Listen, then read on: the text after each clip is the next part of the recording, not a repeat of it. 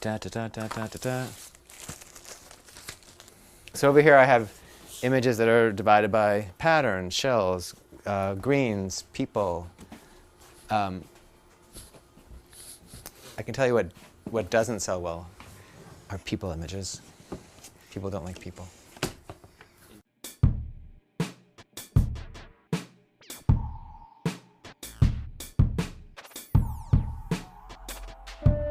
I started in 1989 making the plates. I always did sort of handmade things, but not necessarily découpage, but I used paper images. I kind of got obsessed with sort of printed matter. And then I would make these sort of funny collage things, and I would sell them into a shop in Boston.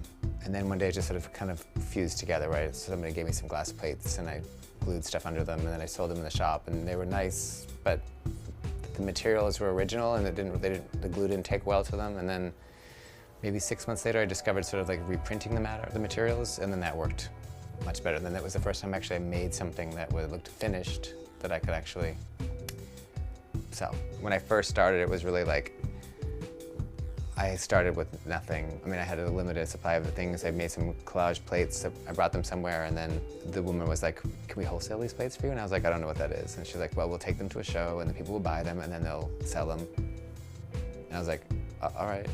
The show happened, I got like a $40,000 order, and I'm like, it's just me and my friends in the neighborhood like gluing and making things, and then recycling boxes from the trash, and then like packing things up and then shipping them to stores. And my favorite part is finding the imagery and making the collage, and then bringing it here, and then constructing it and seeing how it transforms into something. I kind of wanted it to be a bigger thing, but we started off by using just one image of it, and then I decided to figure out how to put more petals in here to make it like one big kind of sunflower. What's going to happen is that then these sort of guys get sort of pieced back in here like this.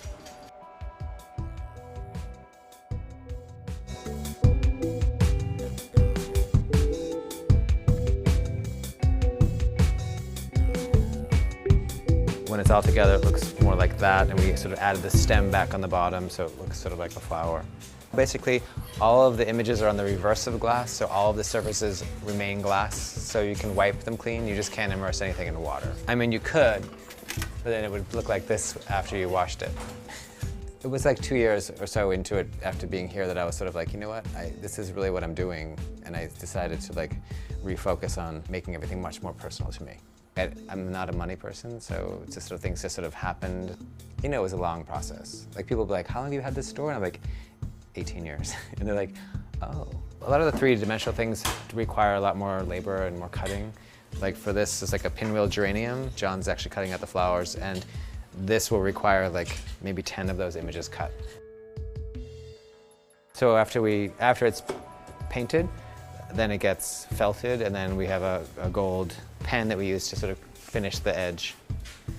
So that's what it looks like. The business side, sometimes all the numbers and things kind of scare me, and I'll like printed things from the computer and stuff. I can't even cut and paste. I really am inspired by the image, you know, how I connect to it. I feel like images talk to me in a way. Like not to sound like images talk to me, but I respond to them.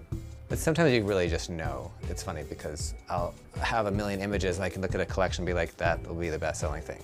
This was a new popular item at the last show. Eyeball. We call it an eyeball. Get it? There's so much of this is connected to sort of deep memories and feelings for people and myself, and I think that's how I relate to it. And then I'm sharing with people, and I think that's what gravitates them towards it too. Like I had a bat in the attic once. You know, like there are those things.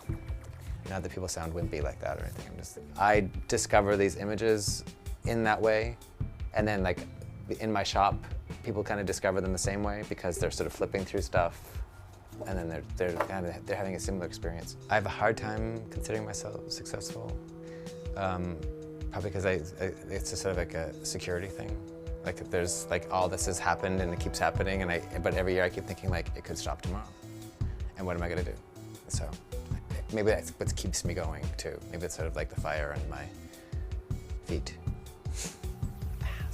That's it. And we kiss all the boxes goodbye.